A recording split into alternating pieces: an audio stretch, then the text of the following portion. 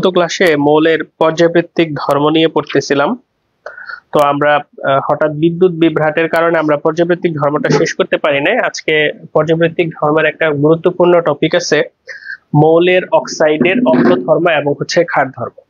তো একটা মৌল যখন অক্সিজেনের সাথে বিক্রিয়া করে তখন তৈরি হয় অক্সাইড। তো আমাদের বেসিক যে কথাটা জানা লাগবে সেটা হচ্ছে আমাদের ধাতুর যে অক্সাইড আছে, এই ধাতুর অক্সাইড গুলা হয় ক্ষারীয় এবং অধাতুর অক্সাইড গুলা হয় অম্লীয়। ধাতুর অক্সাইড গুলো হয় ক্ষারীয়, অধাতুর অক্সাইড গুলা হয় অম্লীয়। এখন কথা হচ্ছে যে অম্লীয় অক্সাইড কি আর ক্ষারীয় অক্সাইড কি। তো যে অক্সাইড গুলা পানির সাথে বিক্রিয়া করে ক্ষার তৈরি করে তারা ক্ষারীয় অক্সাইড, আর যারা আমাদের যে অক্সাইড গুলা পানির সাথে বিক্রিয়া করে অ্যাসিড তৈরি করে তারা অম্লীয় অক্সাইড। আর যে অক্সাইড গুলা পানির সাথে কোনো প্রকার বিক্রিয়া করে না তাদেরকে বলা হয় নিরপেক্ষ বা প্রশম অক্সাইড। নিরপেক্ষ বা প্রশম বা নিউট্রাল অক্সাইড। তবে সব অক্সাইডই পানির সাথে বিক্রিয়া করবে ব্যাপারটা এমনও না।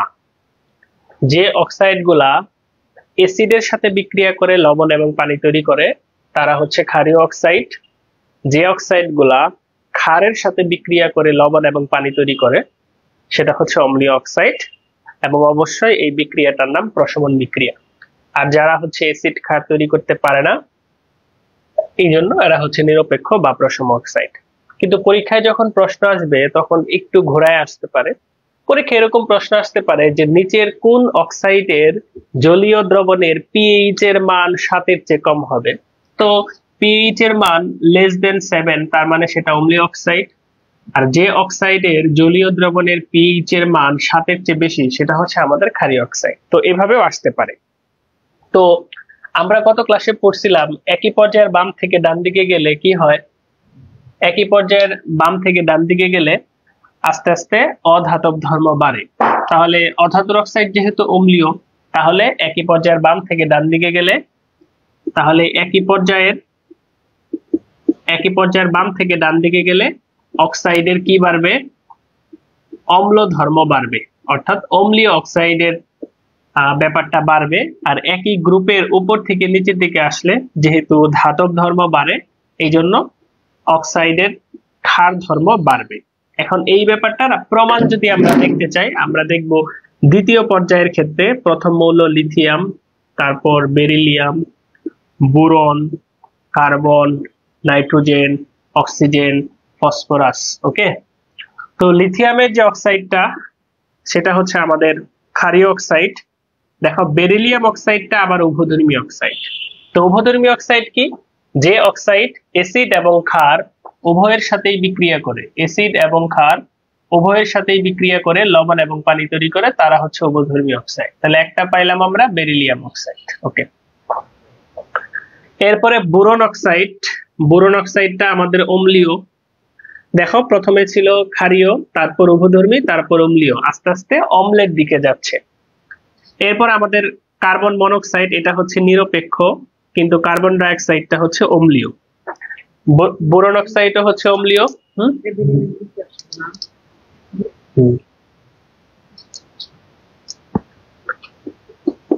Boron oxide অম্লীয়, carbon die অক্সাইডও অম্লীয়।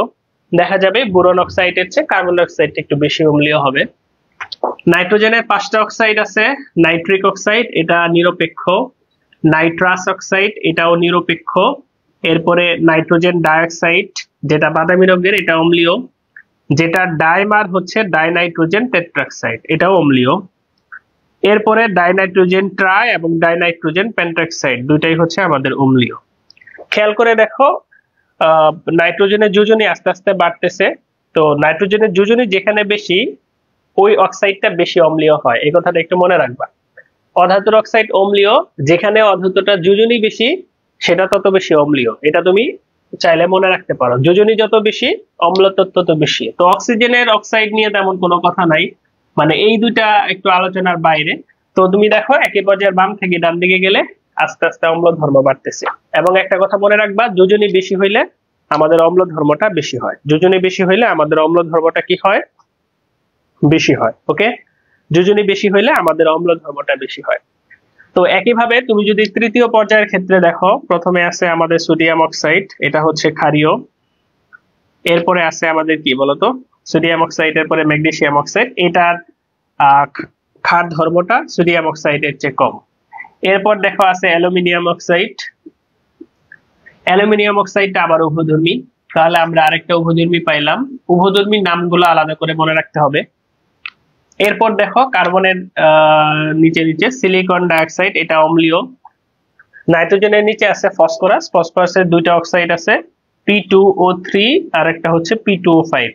তোমাদের আজকে আমি শিখাই ফেলছি যে অক্সাইডের ক্ষেত্রে যেখানে যোজনীটা বেশি থাকবে সেটা বেশি অম্লীয় হবে। এটা একবার মেডিকেলে আসছিল যে ফসফরাস ট্রাইঅক্সাইড, ফসফরাস পেন্টক্সাইড কোনটা বেশি অম্লীয়, উত্তর হচ্ছে ফসফরাস পেন্টক্সাইড। ওকে, এরপর দেখো সালফার, সালফার ট্রাইঅক্সাইড, এটা আরো বেশি অম্লীয়। সবচেয়ে বেশি অম্লীয় হচ্ছে ডাইক্লোরিন হেপ্টাক্সাইড। ঠিক আছে, তো তুমি খেয়াল করে দেখো একই পর্যায়ের বাম থেকে ডান দিকে গেলে আস্তে আস্তে যোজনী বাড়তে থাকে, অক্সাইডের অম্ল ধর্ম আস্তে আস্তে বাড়তে থাকে। হ্যাঁ, এবং মজার ব্যাপার হচ্ছে দেখো, এই যে ডাইক্লোরিন হেপ্টাক্সাইড, এটাকে তুমি যখন পানিতে নিবা সেটা তৈরি করবে HClO4 পারক্লোরিক অ্যাসিড, এটা তৈরি করবে সালফিউরিক অ্যাসিড। এটা তুমি চতুর্থ চ্যাপ্টারে পড়বা যে এটার চেয়ে এটা শক্তিশালী অ্যাসিড। চতুর্থ চ্যাপ্টার আমরা পড়াই যে অক্সো অ্যাসিডের ক্ষেত্রে জারণ মান বেশি হইলে অ্যাসিডটা শক্তিশালী হয়। দেখো ওইটা কিন্তু এখান থেকেই পড়ে ফেলা যায়। তো এখানে দেখবা ক্লোরিনের জারণ মান 6, এখানে দেখবা সরি ক্লোরিনের 7, সালফারের হচ্ছে 6। দেখো একই কিন্তু কথা, এই চ্যাপ্টারে কিন্তু তুমি পড়ে গেলা। এই জন্যই আমরা বলি এই চ্যাপ্টারটা হচ্ছে মূলত আমাদের বেসিক চ্যাপ্টার। এই চ্যাপ্টারটা হচ্ছে মূলত আমাদের কি চ্যাপ্টার বলতো, বেসিক চ্যাপ্টার। ওকে, দেখো তৃতীয় চ্যাপ্টারে তুমি পড়তেছো একই পর্যায়ের বাম থেকে ডান দিকে গেলে অক্সাইড আস্তে আস্তে অম্ল, অক্সাইডের অম্ল ধর্ম বাড়তেছে।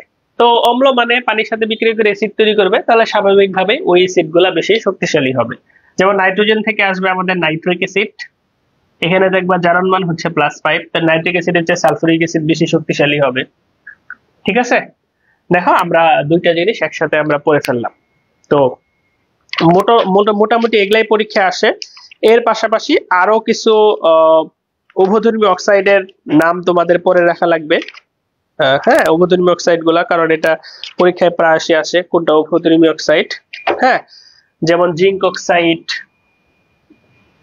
তারপর হচ্ছে আমাদের tin oxide, lead oxide, chromium oxide, এগুলা হচ্ছে মূলত আমাদের উভধর্মী অক্সাইড। উভধর্মী অক্সাইড গুলা আর একটু পরে রাখতে হবে। হ্যাঁ, ওকে। তো আরো কিছু অক্সাইড আছে, সাধারণত অক্সিজেনের যোজনী 2, যেখানে অক্সিজেনের যোজনী 2 বা জারণ মান যদি বলি -2, যেখানে সাধারণত জারণ মান -2 থাকে, এগুলা হচ্ছে আমাদের সিম্পল অক্সাইড। লাইক তুমি যদি সোডিয়ামের ক্ষেত্রে চিন্তা করো, এখানে অক্সিজেনের জারণ মান হচ্ছে -2, এটা হচ্ছে আমাদের সিম্পল অক্সাইড, এটা হচ্ছে আমাদের সিম্পল অক্সাইড।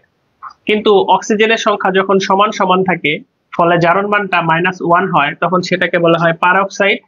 আর অক্সিজেনের পরিমাণ বেশি, জারণ মান হিসাব করলে -1/2 আসে, এদেরকে বলা হয় সুপার অক্সাইড, এদেরকে বলা হয় সুপার অক্সাইড। তাহলে সাধারণ অক্সাইড, পারঅক্সাইড এবং হচ্ছে সুপার অক্সাইড। আবার খেয়াল করে দেখো, অক্সাইড যখন অক্সিজেনের সংখ্যা যখন বেশি থাকে ধাতুটার চেয়ে, এটাকে আমরা বলি পলি অক্সাইড। আর অক্সিজেনের সংখ্যা যখন কম থাকে, অক্সিজেনের সংখ্যা যখন কম থাকে, হ্যাঁ, অক্সিজেনের সংখ্যা যখন কম থাকে তখন সেটাকে আমরা বলি সাব অক্সাইড। সাব মানে কম, পলি মানে বেশি। কিছু অক্সাইড আছে যেমন ধরো Fe3O4, এটাকে ভাগ করলে তুমি দুইটা অক্সাইড পাবা। হ্যাঁ, এটাকে ভাগ করলে তুমি দুইটা অক্সাইড পাবা, এদেরকে বলা হয় মিশ্র অক্সাইড। তো বেশ কিছু অক্সাইড আছে যেগুলা ইন্ডাস্ট্রিয়ালি, বাণিজ্যিক ভাবে খুবই ইম্পর্টেন্ট। ফর এক্সাম্পল আমাদের ম্যাগনেসিয়াম অক্সাইড এবং অ্যালুমিনিয়াম অক্সাইড, এই দুইটাকে ইনসুলেটর হিসেবে ইউজ করা হয়। এবং আমাদের সিলিকন ডাইঅক্সাইড হচ্ছে অপটিক্যাল ফাইবারের মেইন উপাদান। অপটিক্যাল ফাইবারের মেইন উপাদান ইনভেরিয়েবলি পরীক্ষায় আসে, যে কোনো একটা পরীক্ষায় তুমি পেয়ে যাবা, যদি অনেকগুলা পরীক্ষা তুমি দাও দেখবা পেয়ে যাবা। ওকে, তাহলে এই হচ্ছে আমাদের মৌলের পর্যাবৃত্তিক ধর্ম। তো মৌলের পর্যাবৃত্তিক ধর্মের সবচেয়ে ইম্পর্টেন্ট একটা শব্দ আছে, সেটা হচ্ছে আমাদের আয়িত। আতে হচ্ছে আকার, আর আয়িতের আতে আয়নীকরণ শক্তি, ইলেকট্রন আসক্তি, তড়িৎ ঋণাত্মকতা। আকারের আকার হচ্ছে আয়িতের উল্টা। আকার হচ্ছে একই গ্রুপের উপর থেকে নিচে দিকে গেলে বাড়ে, একই পর্যায়ের বাম থেকে ডান দিকে গেলে কমে। তাহলে বাকি তিনটা হচ্ছে উল্টা। তার মানে একই গ্রুপের উপর থেকে নিচের দিকে গেলে আইট হচ্ছে কমবে, একই পর্যায়ের বাম থেকে ডান দিকে গেলে হচ্ছে বাড়বে। এই বেসিকটা মনে রাখলে পর্যায়ভিত্তিক ধর্ম সম্পর্কে ইনশাআল্লাহ ভালো নাম্বার পাওয়া সম্ভব। ওকে, এবং পর্যায়ভিত্তিক ধর্ম থেকে ইনভেরিয়েবলি কিন্তু পরীক্ষায় প্রশ্ন আসে। ওকে, এরপরে দেখো কি দেখো,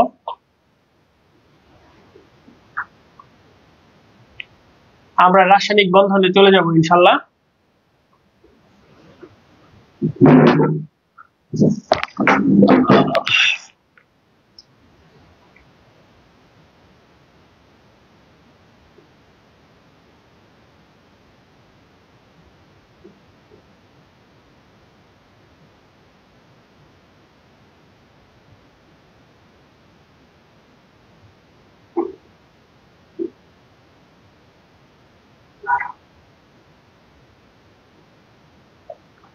ওকে,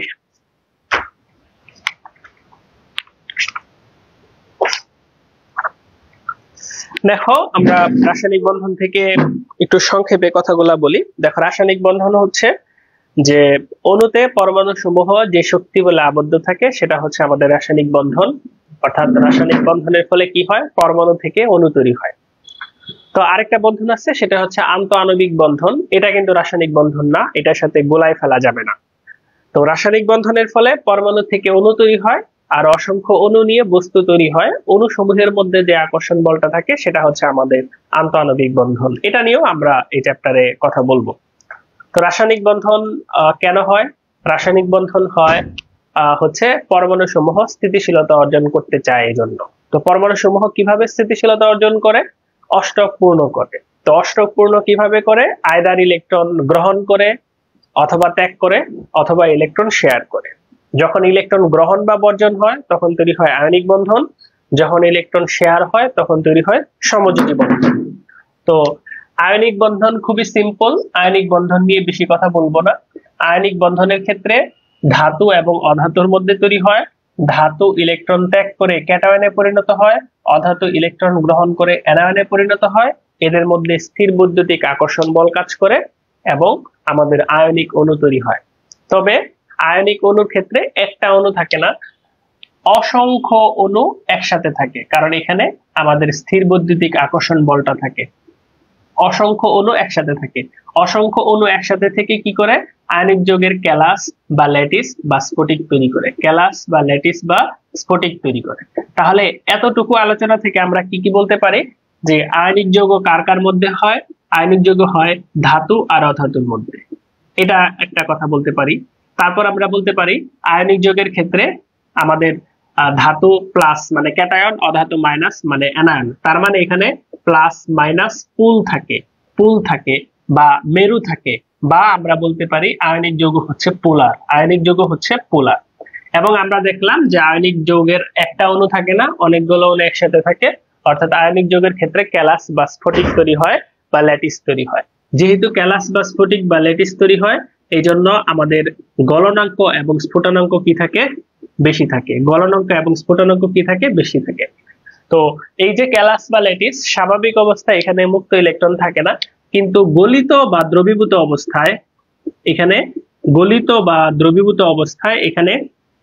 মুক্ত ইলেকট্রন থাকে এবং এরা বিদ্যুৎ পরিবহন করে। অর্থাৎ এরা হচ্ছে পরিবাহী, এরা হচ্ছে আয়নিক পরিবাহী। এবং বিদ্যুৎ পরিবহনের সময় রাসায়নিক বিক্রিয়া হয়, যেটাকে আমরা তড়িৎ বিশ্লেষণ বলি। তার মানে এরা হচ্ছে তড়িৎ বিশ্লেষ্য। আর আমরা বলেই ফেললাম এদেরকে পানিতে বা অন্য পোলার দ্রাবকে দ্রবীভূত করা যায়, তার মানে এরা হচ্ছে দ্রবণীয়। তাহলে খেয়াল করে দেখো আমরা আয়নিক যৌগ কিভাবে তৈরি হয় এবং আয়নিক যৌগের সব বৈশিষ্ট্য 2 মিনিটেই বলে ফেলছি। তাহলে আয়নিক যৌগের বৈশিষ্ট্য পড়া লাগবে। তো সমযোজী যৌগের ক্ষেত্রে কি হয়? দুইটা অধাতু থাকে। তো দুইটা অধাতু যখন থাকে তখন ইলেকট্রন আদান প্রদানের সুযোগ থাকে না, তখন আমাদের ইলেকট্রন শেয়ার হয়। তো একটা সমযোজী অণুর ক্ষেত্রে একটা পরমাণু কয়টা ইলেকট্রন শেয়ার করবে এটা আমরা ইলেকট্রন বিন্যাস থেকেই বুঝতে পারবো। যেমন আমরা হাইড্রোজেনের ইলেকট্রন বিন্যাস করলে 1s1, তাহলে সে যদি একটা ইলেকট্রন শেয়ার করে তখন সে হিলিয়ামের মতো স্থিতিশীল হতে পারবে। তো আমরা যদি কার্বনের ইলেকট্রন বিন্যাস করি, আচ্ছা কার্বনটা আগেই না করি, অক্সিজেন করি যদি তাহলে 1s2 2s2 2p4, তো 4টা হচ্ছে যেরকম 2px2 2py1 2pz1। আমাদের সবসময় যোজ্যতা স্তর দেখতে হবে, তাহলে এটা বাদ দিয়ে দিলাম। এখানে দেখা যাচ্ছে আমাদের এরকম দুইটা বিজোড় ইলেকট্রন আছে, এই দুইটা যদি শেয়ার করে তাহলে 8টা হবে, অর্থাৎ অক্সিজেন 2 জোড়া ইলেকট্রন শেয়ার করবে। তো এইভাবে তাহলে যদি আমাদের এরকম হাইড্রোজেন আসে, একটা ইলেকট্রন শেয়ার করে হাইড্রোজেন বন্ধন হবে। অক্সিজেনের কয় জোড়া শেয়ার করা লাগবে? 2 জোড়া। শেয়ার করার পরেও যদি জোড়া ইলেকট্রন থাকে এগুলাকে আমরা বলি মুক্ত জোড়, এবং একটা সমযোজী বন্ধনে এরকম করে 2টা ইলেকট্রন থাকে। তাহলে এই হচ্ছে মোটামুটি আমাদের সমযোজী বন্ধন।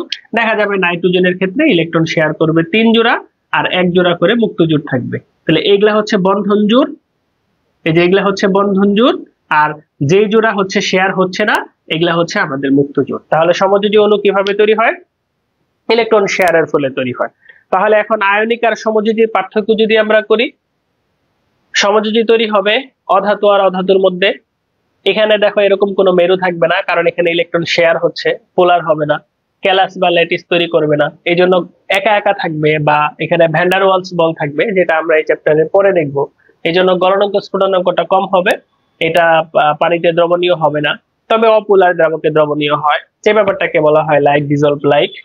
আর এখানে এটা তো বিদ্যুৎ পরিবহন করবে না, এরা হবে তড়িৎ অবিশ্লেষ্য।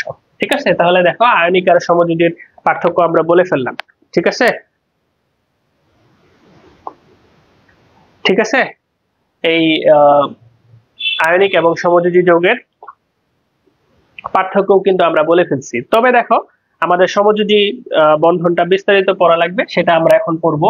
তো সমযোজী বন্ধনের ক্ষেত্রে বিস্তারিত পড়ার ক্ষেত্রে দেখো আমি বলি যে সমযোজী বন্ধন কে ব্যাখ্যা করার জন্য মোট 3টা নিয়ম আছে। তো প্রথম নিয়মটা হচ্ছে আমাদের লুইসের নিয়ম। তো বিজ্ঞানী লুইস বলছে সমযোজী বন্ধন তৈরি হয় ইলেকট্রন শেয়ারের ফলে, এবং বিজ্ঞানী লুইস বলছে যদি এক জোড়া ইলেকট্রন শেয়ার হয় তখন সে বলছে এক বন্ধন, যদি 2 জোড়া ইলেকট্রন শেয়ার হয় তখন সেটাকে বলা হচ্ছে দ্বিবন্ধন, যদি 3 জোড়া শেয়ার হয় তখন সেটাকে বলা হয় ত্রিবন্ধন, যদি 3 জোড়া শেয়ার হয় তখন সেটাকে কি বলা হয়? ত্রিবন্ধন বলা হয়। ওকে, যেমন হাইড্রোজেনের ক্ষেত্রে আমাদের 1 জোড়া শেয়ার হয়ে একক বন্ধন হবে, অক্সিজেনের ক্ষেত্রে 2 জোড়া শেয়ার হয়ে দ্বিবন্ধন হবে, নাইট্রোজেনের ক্ষেত্রে 3 জোড়া শেয়ার হয়ে ত্রিবন্ধন হবে।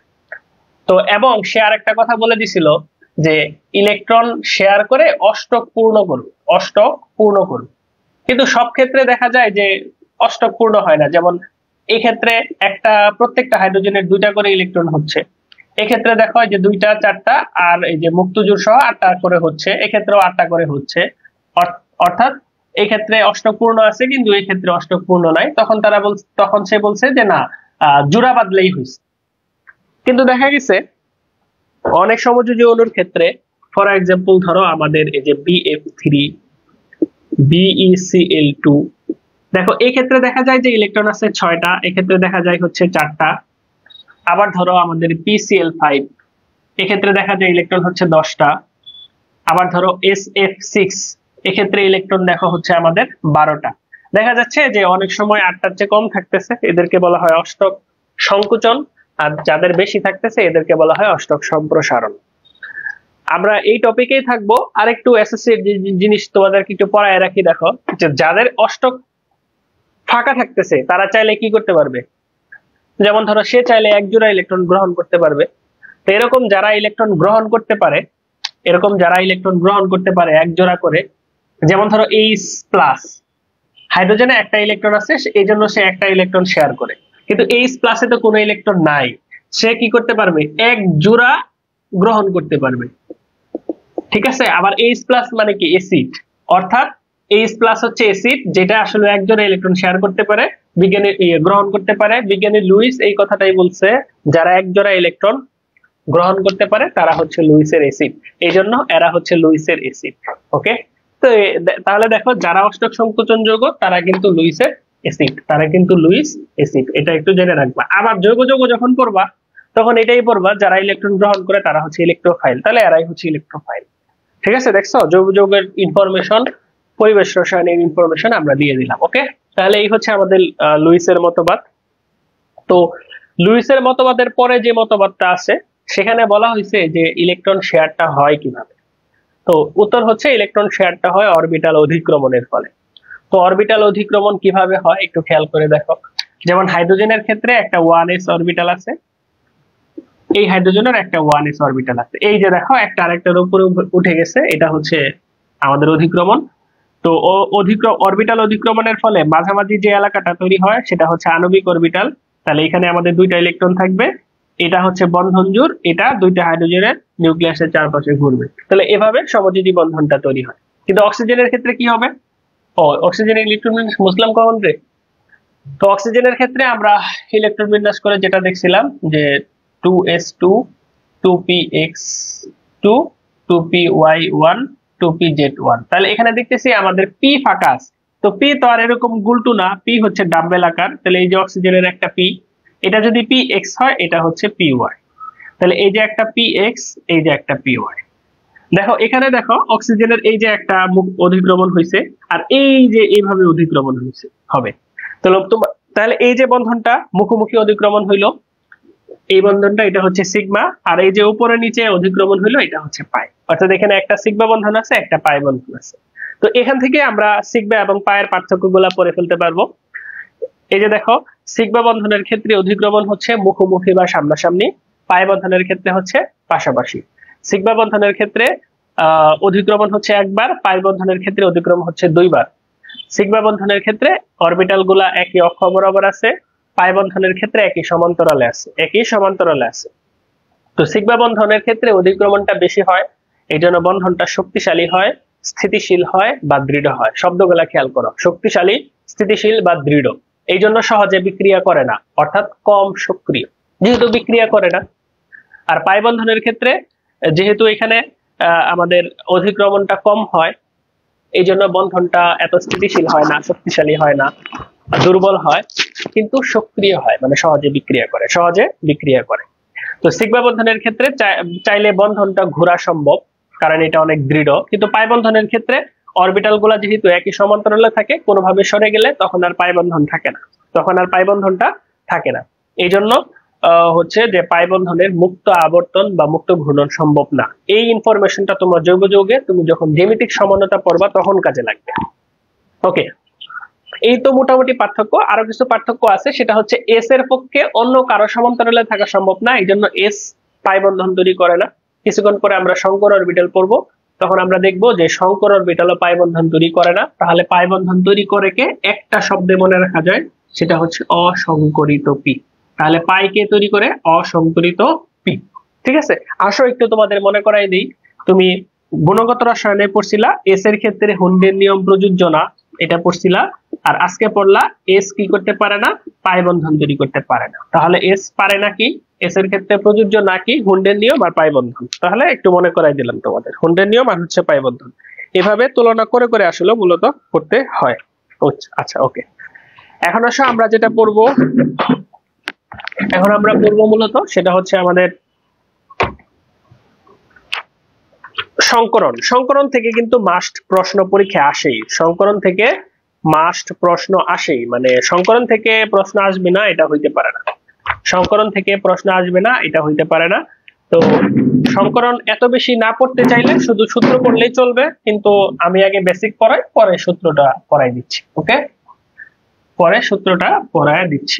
ওকে, দেখো সংকরণটা কেন দরকার। তো কার্বনের ইলেকট্রন বিন্যাস থেকে আমরা সংকরণ কেন দরকার এটা বুঝতে পারি।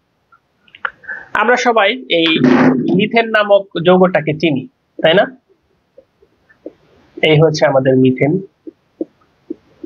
এখানে আমরা সবাই জানি, মানে বিজ্ঞানীরা খুঁজে বের করছেন যে এখানে প্রত্যেকটা কার্বন হাইড্রোজেন, আচ্ছা আগে এখানে আলোচনায় আসি।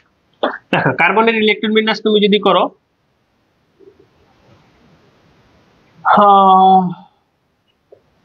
কার্বনের ইলেকট্রন বিন্যাস করো, খেয়াল করে দেখবা কার্বনে মাত্র দুইটা বিজোড় ইলেকট্রন আছে। তো কার্বনে যদি দুইটা বিজোড় ইলেকট্রন থাকে, আমাদের যৌগটা হওয়ার কথা ছিল CH2, কিন্তু বাস্তবে আমরা পাই কি CH4। তখন বিজ্ঞানীরা বলছেন যে কার্বন যৌগ গঠনের সময় উত্তেজিত হইলে এই 2s2 এর একটা ইলেকট্রন এখানে চলে আসে। আচ্ছা গেল। তো একটা পরমাণু যখন নরমালি থাকে তখন সেটাকে বলা হয় ডিজেনারেট অরবিটাল, যখন এরকম উত্তেজিত হয় তখন সেটা হয় নন ডিজেনারেট অরবিটাল। তখন সেটা হয় নন ডিজেনারেট অরবিটাল। তখন সেটা হয় নন ডিজেনারেট। তো এই যে CH4 বিজ্ঞানীরা পরীক্ষা করে দেখছে যে এখানে প্রত্যেকটা কার্বন হাইড্রোজেনের দূরত্ব হচ্ছে এরকম, প্রত্যেকটা শক্তি হচ্ছে এরকম, এটার আকৃতিটা সুষম চতুষ্ফলকীয়, প্রত্যেকটা কোণ হচ্ছে 109°28'। কিন্তু নন ডিজেনারেট অরবিটালের শক্তির মান তো সমান থাকে না, তাহলে এই সবগুলা জিনিস সমান হইলো কিভাবে? তখন বিজ্ঞানীরা বলছে এই যে চারটা নন ডিজেনারেট অরবিটাল যাদের শক্তির মান সমান না, তারা মিলেমিশে সমান হয়ে যায়। এই ব্যাপারটার নামই হচ্ছে সংকরায়ন। এবং পরে যে অরবিটাল গুলা তৈরি হয় এদেরকে বলা হয় সংকর অরবিটাল। তাহলে এইখানে এই যে চারটা অরবিটাল আছে যাদের শক্তির মান সমান না, এই চারটা মিলেমিশে চারটা সমান শক্তির অরবিটাল তৈরি হবে, যাদের প্রত্যেকের নাম হবে sp3 এবং চারটা অরবিটাল হবে সমান। তো চারটা অরবিটাল যদি সমান হয়, একটা চতুস্তলকের যেমন চারটা শীর্ষ থাকে এইভাবে চারটা অরবিটাল থাকবে, তাহলে প্রত্যেকটাই হচ্ছে আমাদের sp3। এখন আমাদের হাইড্রোজেনের গোল টু s আসবে, এভাবে আমাদের মিথেনটা তৈরি করবে। যেহেতু এই চারটা অরবিটাল sp3 সংকর অরবিটাল, মানে শক্তির মান সমান, এই জন্য সবকিছু সমান হবে। এভাবে সায়েন্টিস্টরা ব্যাখ্যা করছে। শুধু এটা না, দেখা গেছে সবই ব্যাখ্যা করা যায়। যেমন ধরো যদি আমাদের এরকম হয় ইথিন হয়, তো ইথিনের ক্ষেত্রে যেটা হবে সেটা হচ্ছে আমাদের সংকরণটা হবে এই পর্যন্ত, তার মানে sp2, তার মানে সংকর অরবিটাল থাকবে তিনটা আর এটা থাকবে অসংকরিত। তাহলে তিনটা সংকর অরবিটাল এই যে এইভাবে আমরা দিলাম, আর এটাকে দিলাম অসংকরিত। এই যে তিনটা সংকর অরবিটাল দিলাম, এটাকে দিলাম অসংকরিত। এই যে কার্বন কার্বন একক বন্ধন, এই যে দ্বিবন্ধন, এই যে হাইড্রোজেন চলে আসলো। তো sp2 সংকরণের ক্ষেত্রে কি হয়, আমাদের বন্ধন কোণটা 120° হয়, আকৃতিটা এই ত্রিভুজাকার হয়। এই যে দেখো ত্রিভুজাকার, ঠিক আছে? আকৃতিটা হয় সমতলীয় ত্রিভুজের মতো, বন্ধন কোণ হয় 120°। ওকে, এটা এটা আর কার কার ক্ষেত্রে হয়? আমাদের বোরনের ক্ষেত্রে হয়, ঠিক আছে? তাহলে এই হচ্ছে আমাদের sp2 সংকরণ। আবার যখন এরকম হবে যে একটা s এবং একটা p, তাহলে হচ্ছে আমাদের sp সংকরণ। আর দুইটা থাকলো আমাদের কি বলতো, দুইটা থাকলো অসংকরিত। তাহলে মনে রাখবা সংকর অরবিটাল একটা আরেকটাকে রিপালশন করে, মানে বিকর্ষণ করে। তো দুইটা যদি থাকে এবং একটা আরেকটাকে যদি বিকর্ষণ করে, একটা উত্তর দিকে থাকলে আরেকটা দক্ষিণ দিকে থাকবে। তাহলে একটা কার্বন, এই যে একটা অসংকরিত, এই যে একটা অসংকরিত, আরেকটা কার্বন, এই যে একটা অসংকরিত, এই যে একটা অসংকরিত, হাইড্রোজেন হাইড্রোজেন, এই যে একটা পাই, এই যে দুইটা পাই। তাহলে কার্বন সিগমা, একটা পাই দুইটা পাই, ত্রিবন্ধন, একটা করে হাইড্রোজেন। তাহলে এটা হলো আমাদের sp।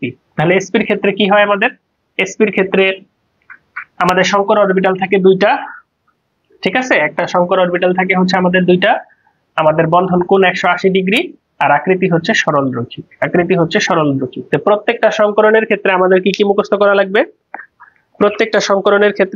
কি মুখস্থ করা লাগবে? আর কি সংকরণ হয় এটা আমরা ইলেকট্রন বিন্যাস দেখলেই বুঝবো। এবং প্রত্যেকটা সংকরণ থেকে আমাদের মুখস্থ করতে হবে সংকরণের নাম কি, সংকর অরবিটাল কয়টা, বন্ধন কোণ কত, অণুর আকৃতি কি, ঠিক আছে? আর আরো অ্যাসোসিয়েটেড যেগুলা আছে এগুলা পড়তে পারলে ভালো, বেসিক এই জিনিসগুলো অবশ্যই পড়তে হবে, ঠিক আছে? এখন দেখো, তো সবার সংকরণ আমাদের মুখস্থ করার দরকার নাই, আমরা চাইলে একটা সূত্র দিয়ে পড়তে পারি, সেটা আমরা পড়বো। তার আগে আমরা একটা জিনিস একটু পড়ি। এই যে আমাদের সংকরণ, যেমন অক্সিজেনের ইলেকট্রন বিন্যাস তুমি যদি করো, তাহলে খেয়াল করো এখানে কি সংকরণ হবে, অবশ্যই সংকরণ হবে sp3। কিন্তু এখানে দেখো দুইটা মুক্ত জোড় আছে, আমাদের জানতে হবে যে নরমালি বন্ধন কোণ কত হবে, অণুর আকৃতি কি হবে, এটা ডিপেন্ড করে সংকরণের উপর। নরমালি যেমন sp3 এর ক্ষেত্রে 109°, কিন্তু এটার ব্যতিক্রম হয় মুক্তজোড় থাকলে আমাদের জানতে হবে যে মুক্তজোড় বিকর্ষণ, লন পেয়ার বিকর্ষণটা সর্বোচ্চ হয়, একটা লন পেয়ার এবং একটা বন্ধন জোড়ের মধ্যে বিকর্ষণটা মাঝামাঝি হয়, এবং সবচেয়ে কম হয় আমাদের মানে বন্ধন জোড়ের মধ্যে বিকর্ষণটা। তাহলে অক্সিজেনে চারটা sp3 অরবিটাল আছে, তো একটা মুক্তজোড় দুটাকে বেশি বিকর্ষণ করবে, আর দুইটা sp3, তো এখানে হাইড্রোজেন আসবে, এভাবে আমাদের পানি হবে। তাহলে এখানে যেহেতু এই দুটা কাছাকাছি আছে, বন্ধন কোণের মানটা কমে গিয়ে দেখা যায় হয় 104.5°। ওকে, দুইটা মুক্তজোড়ের জন্য। আবার তুমি যদি নাইট্রোজেনের ইলেকট্রন বিন্যাস করো, তাহলে দেখা যাবে যে এখানে 1 হবে। তো দেখা যাবে যে আমাদের এখানে একটা মুক্তজোড় থাকবে, সে আলাদা, বাকি তিনটা এভাবে থাকবে, এবং এরা যেহেতু কাছাকাছি চলে আসছে, বন্ধন কোণের মানটা কমে 107 ডিগ্রি হবে এবং আকৃতি হবে ত্রিকোণাকার পিরামিডের মতো। আকৃতি হবে ত্রিকোণাকার পিরামিডের মতো। তাহলে একটা মুক্ত জোড় থাকলে 109 থেকে 107 হচ্ছে, দুইটা থাকলে 104 হচ্ছে। ওকে, তাহলে মুক্ত জোড়ের জন্য আমাদের বন্ধন কোণের মানটা কমে যাচ্ছে, এটা বুঝতে হবে। আবার খেয়াল করো, ধরো আমাদের এটা ছিল আমাদের NH3, আবার ধরো PH3, NF3, NF3। আচ্ছা, এখানে খেয়াল করো, আমাদের এই ক্ষেত্রে যে কথাটা মনে রাখা লাগবে যে আমাদের মূল যে পরমাণুটা, কেন্দ্রীয় পরমাণুর তড়িৎ ঋণাত্মকতা বেশি হলে বন্ধন গুণের মানটা বেশি হয়। এই জন্য NH3 আমাদের 107, কিন্তু NF3 হচ্ছে 102.5, সরি PH3 হচ্ছে 94, এটা 107। কারণ হচ্ছে কি, ফসফরাসের চেয়ে নাইট্রোজেনের তড়িৎ ঋণাত্মকতা বেশি। আবার অ্যামোনিয়া 107, কিন্তু NF3 হচ্ছে 102। এখানে কেন? নাইট্রোজেন তো সেম, এখানে হাইড্রোজেন, এখানে ফ্লোরিন। পাশে যে পরমাণুটা থাকে এটার তড়িৎ ঋণাত্মকতা বেশি হলে বন্ধন কোণের মানটা কম হয়। তাহলে মনে রাখতে হবে, কেন্দ্রীয় পরমাণুর সমানুপাতিক, প্রান্তীয় পরমাণুর ব্যস্তানুপাতিক। কেন্দ্রীয় পরমাণুর সমানুপাতিক, প্রান্তীয় পরমাণুর ব্যস্তানুপাতিক। তাহলে টোটাল জিনিসটা যদি তোমাদের একটু লিখে দেই, তাহলে আমাদের বন্ধন কোণটা মূলত ডিপেন্ড করবে কিসের উপর? সংকরণটা কি হয় তার উপর। ওকে, 1 নাম্বার। 2 নাম্বার, এরপরে ব্যতিক্রম হবে কেন? ব্যতিক্রম হবে আমাদের মুক্ত জোড় থাকার কারণে,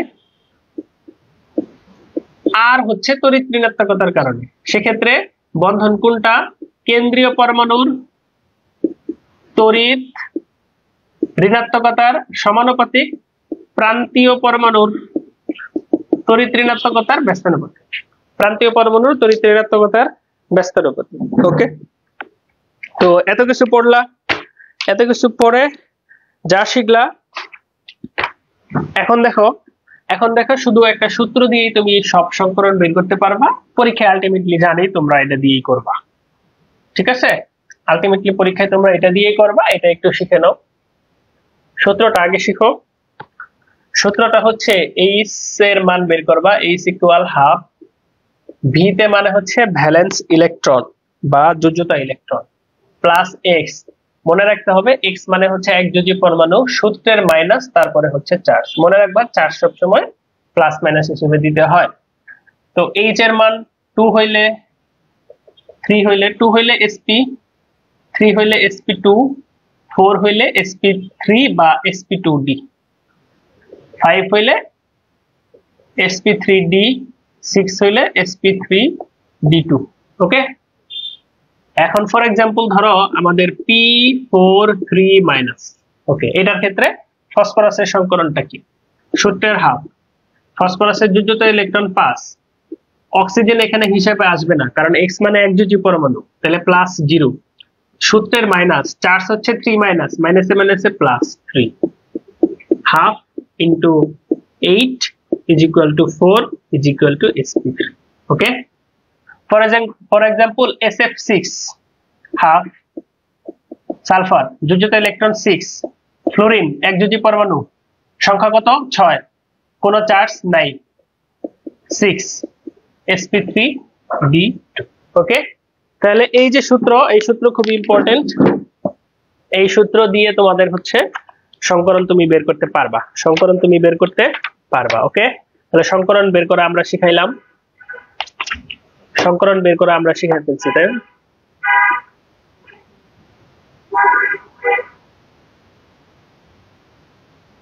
এখন এই যে সূত্রটা তুমি দেখলা, এই যে সূত্রটা তুমি দেখলা, দেখো এই সূত্রটাকে আরেকটু মডিফাই করে আমরা তোমাদের আরেকটা সূত্র দেখাই। দেখো,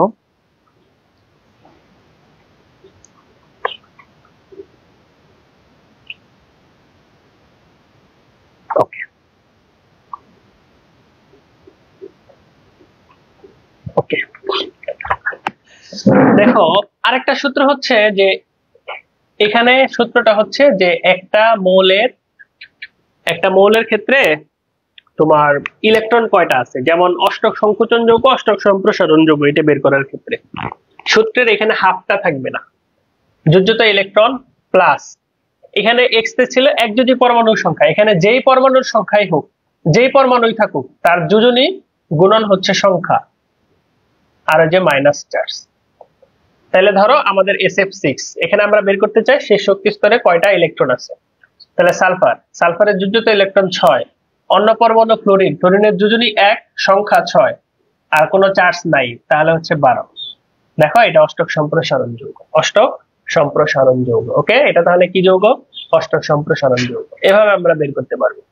আর তুমি যদি বের করতে চাও একটা পরমাণুতে কয়টা মুক্ত জোড় আছে, তাহলে এই প্লাসের জায়গায় জাস্ট মাইনাস দিয়ে দিবা। তাইলে ধরো SF6 এ কয়টা মুক্ত জোড় আছে, তাহলে সূত্রের 6 এই জায়গায় হবে মাইনাস, তার মানে 0, অর্থাৎ এখানে কোনো মুক্ত জোড় নাই।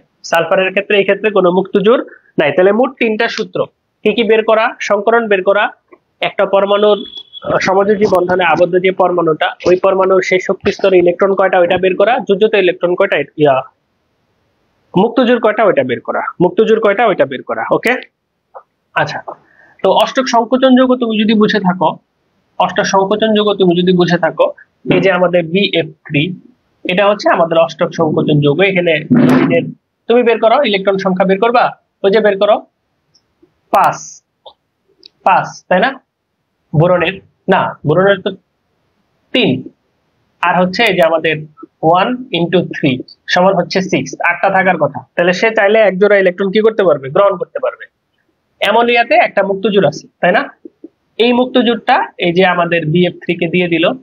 এই যে বন্ধনটা হইলো, একটা হচ্ছে দাতা আর একটা হচ্ছে গ্রহীতা, এই বন্ধনটা হচ্ছে আমাদের সন্নিবেশ সমযোজী বন্ধন।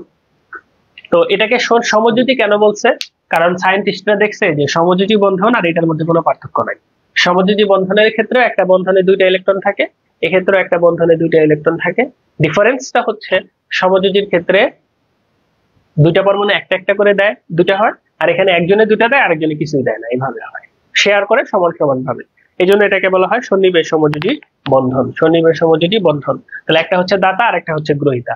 দাতাকে অনেকে বলে লিগ্যান্ড, অনেকে বলে কি লিগ্যান্ড, অনেকে বলে লিগ্যান্ড। লিগ্যান্ডের মধ্যে শক্তিশালী আছে, দুর্বল আছে, পড়তে হবে কোনটা শক্তিশালী লিগ্যান্ড কোনটা দুর্বল লিগ্যান্ড। ওকে, তাহলে এই হচ্ছে আমাদের সন্নিবেশ সমযোজী বন্ধন। এখন তোমার চিন্তা হবে যে একটা যৌগে কয়টা বন্ধন আছে, এটা কিভাবে চিনবা? দেখো, যখন 2টা পরমাণু থাকবে, যখন 2টা পরমাণু থাকবে, একটা ধাতু একটা অধাতু, তাহলে এটা হচ্ছে সমযোজী বন্ধন। 2টা পরমাণু থাকবে, একটা ধাতু একটা অধাতু, এটা আয়নিক বন্ধন, এটা আয়নিক বন্ধন। ওকে, আচ্ছা। আবার দেখো, যদি এরকম হয় 2টা পরমাণু আছে, সাথে এরকম প্লাস বা মাইনাস আছে, তাইলে বুঝবা এখানে 2 ধরনের বন্ধন আছে, একটা সমযোজী আর একটা সন্নিবেশ, একটা সমযোজী আর একটা সন্নিবেশ, আর একটা সমযোজী আর একটা সন্নিবেশ।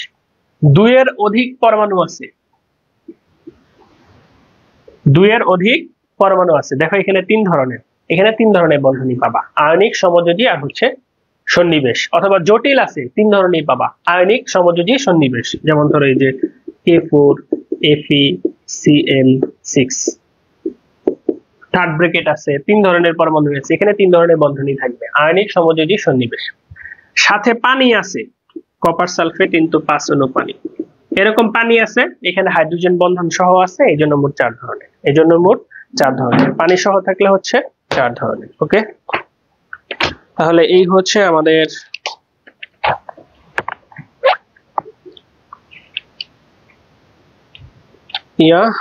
এই হচ্ছে আমরা বন্ধন গুলা কিভাবে চিনবো। রাসায়নিক বন্ধন থেকে মোটামুটি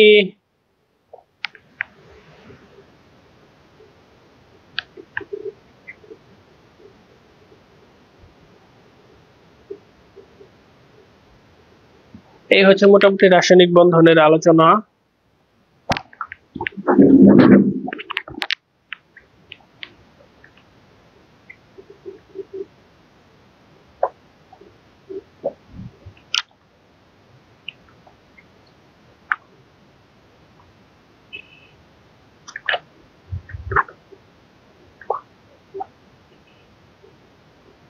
তো আমরা বলছিলাম যে রাসায়নিক বন্ধন আমরা পড়ায় ফেলছি, এখন আমরা যে ব্যাপারটা পড়ব সেটা হচ্ছে এই যে আমাদের আয়নিক যৌগ এবং সমযোজী যৌগ। তো আমাদের জানতে হবে যে আমাদের আয়নিক যৌগের সমযোজী বৈশিষ্ট্য আছে, সমযোজী যৌগের আয়নিক বৈশিষ্ট্য আছে। একটা কথা আমি বলি যে দুনিয়াতে কোনো যৌগই 100% আয়নিক না, কোনো যৌগই 100% সমযোজী না, কোনো যৌগ 100% আয়নিক না, কোনো যৌগ 100% সমযোজী না। ওকে, আচ্ছা। তো সমযোজী যৌগের আয়নিক বৈশিষ্ট্য ব্যাখ্যা করা হয় পোলারিটি দিয়ে, এটা আমরা অলরেডি তড়িৎ ঋণাত্মকতা পড়ার সময় পড়ে ফেলছি। এখন আয়নিক যৌগের সমযোজী বৈশিষ্ট্য বোঝা যায় পোলার আয়ন দিয়ে। তো পোলার আয়ন যদি বেশি হয়, পোলার আয়ন যদি বেশি হয় তাহলে সমযোজী বৈশিষ্ট্য বেশি হয়। সমযোজী বৈশিষ্ট্য বেশি মানে কি?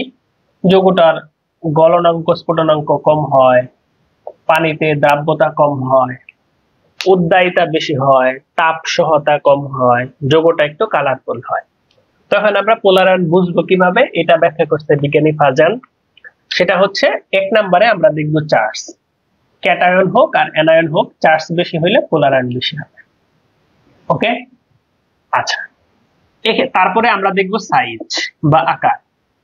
তো সাইজের ক্ষেত্রে হচ্ছে আমাদের ক্যাটায়নের আকারের ব্যস্তানুপাতিক, মানে ক্যাটায়নের আকার ছোট হইলেই আমাদের পোলার আয়নটা বেশি হবে, অ্যানায়নের আকার বড় হইলে পোলার আয়নটা বেশি হবে। ওকে, তো আমরা ধাপে ধাপে দেখবো, একবারে দুইটা জিনিস দেখবো না। প্রথমে চার্জ দেখবো, তারপরে আমরা সাইজ দেখবো। প্রথমে চার্জ দেখবো, তারপরে আমরা সাইজ দেখবো।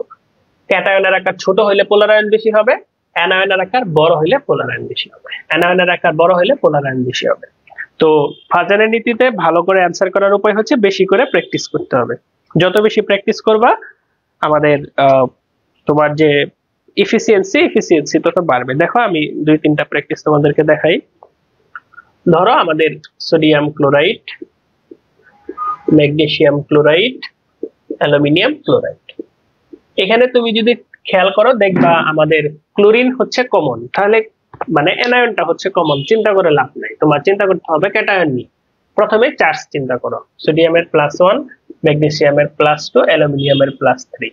দেখো চার্জ বেশি হইলে পোলার আয়ন বেশি হয়, তাহলে পোলার আয়নের ক্রম হচ্ছে এটা। এটা কিসের ক্রম? পোলার আয়নের ক্রম। তো পোলার আয়নের ক্রম যদি এটা হয়, গলনাঙ্ক স্ফুটনাঙ্ক কি হবে? তাহলে এটাতে পোলার আয়ন সবচেয়ে বেশি হয়, তাহলে এটার গলনাঙ্ক স্ফুটনাঙ্ক সবচেয়ে কম হবে, তাহলে গলনাঙ্ক স্ফুটনাঙ্কের ক্রম হবে এটা। এটা আবার ভুল করা যাবে না, কোনটা পোলার আয়নের ক্রম, কোনটা গলনাঙ্ক স্ফুটনাঙ্কের ক্রম। ওকে, ধরো ক্যালসিয়াম অক্সাইড, ক্যালসিয়াম ক্লোরাইড, দেখতেই পাচ্ছ ক্যালসিয়াম সেম সেম আছে, চিন্তা করে লাভ নাই।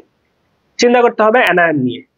প্রথমে চিন্তা করতে হবে চার্জ নিয়ে। খেয়াল করো, ফ্লোরিনের চার্জ -1, অক্সিজেনের চার্জ -2, তাহলে পোলার আয়ন কোনটার বেশি? এটা। পোলার আয়ন কোনটার বেশি? এটা। তাহলে কোনটা বেশি আয়নিক? এটা। কোনটা বেশি সমযোজী? এটা। কোনটার গলনাঙ্ক স্ফুটনাঙ্ক বেশি? এটা। কোনটার কম? এটা। আয়নিকের গলনাঙ্ক স্ফুটনাঙ্ক বেশি, সমযোজীর গলনাঙ্ক স্ফুটনাঙ্ক কম। এটাই আমরা আগে তোমাদের পড়াইছি, ঠিক আছে?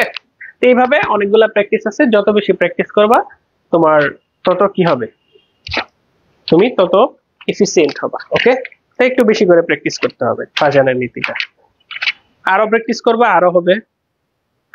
তো ফাজানের নীতিতে শেষে দেখতে হয় ইলেকট্রন বিন্যাস।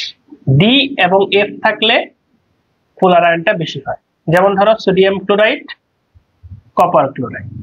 তো এখানে ক্লোরিন বাদ, সোডিয়াম হচ্ছে এস ব্লকের, কপার হচ্ছে ডি ব্লকের, তাহলে এটার পোলার আয়ন বেশি হবে, এটার গলনাঙ্ক স্ফুটনাঙ্ক তাহলে বেশি হবে, পানিতে দ্রবণীয়তা বেশি হবে। ওকে, ঠিক আছে? এখন দেখো এই চ্যাপ্টারের S block, P block, D block এবং এফ ব্লকের যে ধর্মগুলো আছে, এই দুইটা ক্লাস বুঝলে এই ধর্মগুলা জাস্ট আমাদের যে নোটটা আছে এটা পড়লে মাস্ট বুঝে যাবা। বই পড়লে অনেক টাইম লাগবে, এটা আমি বই পড়তে নিরুৎসাহিত করি মূলত, ঠিক আছে? তো আমাদের ইয়াটা পড়ে ফেলবা, নোটটা পড়ে ফেলবা। এখন শুধু বাকি থাকবে এই চ্যাপ্টারে আন্তঃআণবিক বন্ধন। তো আন্তঃআণবিক বন্ধনের মধ্যে আমাদের শুধু পড়া লাগবে ভালো করে হাইড্রোজেন বন্ধন আর ভ্যান ডার ওয়ালস বন্ধন। তো হাইড্রোজেন বন্ধনটা কি? হাইড্রোজেন বন্ধনটা হচ্ছে যে হাইড্রোজেনের সাথে যখন আমাদের তড়িৎ ঋণাত্মকতা বেশি এবং হচ্ছে আকার ছোট এরকম পরমাণু থাকে, তখন কি হয়, সমযোজী অণুটা আমাদের পোলার হয়, মানে এরকম করে ডাইপোল তৈরি হয়, এরকম করে ডাইপোল তৈরি হয়। তো এরকম করে যখন ডাইপোল তৈরি হয়, পাশাপাশি দুইটা অণু যখন আসে, হ্যাঁ, তখন তাদের মধ্যে এক ধরনের স্থির বৈদ্যুতিক আকর্ষণ বল কাজ করে। এইটাই হচ্ছে আমাদের হাইড্রোজেন বন্ধন। তাহলে হাইড্রোজেনের সাথে আমাদের ক্ষুদ্র এবং হচ্ছে তড়িৎ ঋণাত্মকতা বেশি এরকম পরমাণু থাকলে ওই সমযোজী অণুটা পোলার হয়, তখন পাশাপাশি দুইটা অণু আসলে যে স্থির বৈদ্যুতিক আকর্ষণ বলটা কাজ করে, এটা হচ্ছে হাইড্রোজেন বন্ধন। এই যে সাইজ ছোট, তড়িৎ ঋণাত্মকতা বেশি, এই ক্রাইটেরিয়াটা ফুলফিল করে মাত্র তিনটা পরমাণু, ফ্লোরিন, অক্সিজেন এবং নাইট্রোজেন। এই জন্য শুধুমাত্র এই তিনটাই হাইড্রোজেন বন্ধন তৈরি করে। ফ্লোরিনের তড়িৎ ঋণাত্মকতা বেশি থাকার কারণে ফ্লোরিনের হাইড্রোজেন বন্ধনটা বেশি শক্তিশালী হয়। এইভাবে রেসপেক্টিভলি শক্তির মাত্রাটা বাড়তে থাকে। তো প্রশ্ন হচ্ছে, আমাদের ক্লোরিন বা ফসফরাস, সালফারের মতো পরমাণু যাদের তড়িৎ ঋণাত্মকতা একেবারে কম না, এরা কেন হাইড্রোজেন বন্ধন তৈরি করতে পারে না? এদের আকার বড় হওয়ার কারণে এরা হাইড্রোজেন বন্ধন তৈরি করতে পারে না। তো আবার কে কয়টা করে হাইড্রোজেন বন্ধন তৈরি করতে পারে? এই যে হাইড্রোজেন ফ্লোরাইড দুইটাই হাইড্রোজেন বন্ধন তৈরি করতে পারে। পানির কথা চিন্তা করলে এটা হচ্ছে আমাদের ওয়াটার, এটা প্লাস, এখানে মাইনাস থাকে মূলত দুইটা। তো এখানে দুইটা মাইনাস থাকার কারণে এটা দুইটা হাইড্রোজেন বন্ধন তৈরি করে, এটা একটা করে, এটা একটা করে, অর্থাৎ ওভারঅল পানির চারটা হাইড্রোজেন বন্ধন তৈরি করতে পারে। তো হাইড্রোজেন বন্ধনের ইফেক্টটা কি, ফলাফলটা কি? হাইড্রোজেন বন্ধনের ফলে অনেক অণু একসাথে থাকে, গলনাঙ্ক স্ফুটনাঙ্কটা বেড়ে যায়। যেমন এই যে গ্রুপ 17 ক্ষেত্রে হাইড্রোজেন ফ্লোরাইডটা গলনাঙ্ক স্ফুটনাঙ্ক সবচেয়ে বেশি হয়। গ্রুপ 16 ক্ষেত্রে পানির গলনাঙ্ক স্ফুটনাঙ্ক সবচেয়ে বেশি হয়। লাইক আমাদের এই যে পানি, এই যে হাইড্রোজেন সালফাইড স্বাভাবিক তাপমাত্রায় গ্যাস হয়, কারণ সালফার হাইড্রোজেন বন্ধন তৈরি করতে পারে না। আমাদের পানি যেহেতু হাইড্রোজেন বন্ধন তৈরি করতে পারে, স্বাভাবিক তাপমাত্রায় এটা লিকুইড হয়, এটা যেটার গলনাঙ্ক 0 ডিগ্রি, স্ফুটনাঙ্ক 100 ডিগ্রির মতো, এটা স্বাভাবিক তাপমাত্রায় গ্যাস হয়। ওকে, একই কথা গ্রুপ 15 নাইট্রোজেনের ক্ষেত্রে, বাকিগুলোর চেয়ে এটার গলনাঙ্ক স্ফুটনাঙ্কটা বেশি হয়। একই কারণে আমরা নরমালি জানি সমযোজী অণুগুলা, মানে যৌগ যারা আছে তারা সমযোজী, যেহেতু তারা পানিতে অদ্রবণীয়, কিন্তু অ্যালকোহল, অ্যামাইনো অ্যাসিড, হ্যাঁ, অ্যালকোহল, অ্যামাইনো অ্যাসিড, তারপর হচ্ছে কার্বক্সিলিক অ্যাসিড, এখানে হাইড্রোজেন বন্ধনের কারণে এরা পানিতে দ্রবণীয় হয়। হাইড্রোজেন বন্ধনের আরো অনেক গুরুত্ব আছে। অ্যামাইনো অ্যাসিড মানে প্রোটিন, মানে প্রোটিনে হাইড্রোজেন বন্ধন আছে, ডিএনএ তে হাইড্রোজেন বন্ধন আছে, আমরা জানি কার্বোহাইড্রেটেও হাইড্রোজেন বন্ধন আছে। তো হাইড্রোজেন বন্ধনের অনেক গুরুত্ব আছে। তো হাইড্রোজেন বন্ধনের কারণে আরেকটা দারুণ ঘটনা ঘটে, সেটা হচ্ছে যে বরফ পানিতে ভাসে। তো বরফের যে হাইড্রোজেন বন্ধনগুলো এমন ভাবে থাকে যে ভিতরে ফাঁকা জায়গা থাকে, এই জন্য ক্যালাসের আকারটা অনেক বড় হয়, আয়তন বেশি হয়। আমরা জানি আয়তন বেশি হইলে সাধারণত একটা জিনিস ঘনত্ব কম হয়, এবং সেটা সাধারণত পানিতে ভাসে। ঠিক আছে, বরফ পানিতে ভাসতে পারে, এটা হয়। আর অন্তঃআণবিক হাইড্রোজেন বন্ধন মানে হচ্ছে একই অণুর দুইটা অংশের মধ্যে, আর আন্তঃআণবিক মানে হচ্ছে পাশাপাশি দুইটা অণুর মধ্যে। তো আন্তঃআণবিকের ক্ষেত্রে অনেক অণু একসাথে থাকে, এই জন্য আন্তঃআণবিক হাইড্রোজেন বন্ধন হয়, তাদের গলনাঙ্ক স্ফুটনাঙ্ক বেশি হয়। অন্তঃআণবিকের ক্ষেত্রে যেহেতু একই অণুর দুইটা অংশের মধ্যে হয়, এই জন্য গলনাঙ্ক স্ফুটনাঙ্কটা ওইভাবে বাড়ে না। এটা একটা মনে রাখার মতো ইনফরমেশন। আর অন্তঃআণবিক হাইড্রোজেন বন্ধন হচ্ছে একই অণুর দুইটা অংশের মধ্যে, তখন আলাদা করে একটা বলয় তৈরি হয়, যে বলয়টাকে বলা হয় গিলেশন। এটা একটা মনে রাখার মতো তথ্য। ঠিক আছে, তাহলে this is all about hydrogen বন্ধন। এই তো, আর তো তেমন কিছু নাই। আর আমরা বলে দিচ্ছি যে এসপিডি এবং এফ ব্লকের যে ধর্মগুলো আছে, এগুলা আমাদের নোটটা পড়লে ইনশাল্লাহ কভার হয়ে যাবে। ঠিক আছে, ওকে। তো তোমাদের সারা যদি পাওয়া যায়, সেক্ষেত্রে আমরা রাসায়নিক পরিবর্তনটা পড়াই দিব। তো হোপফুলি আশা করব যে আজকে যত উপস্থিত ছিল, কালকে উপস্থিতি আরো বাড়বে ইনশাল্লাহ। ওকে, কারো কোনো প্রশ্ন থাকলে করতে পারো।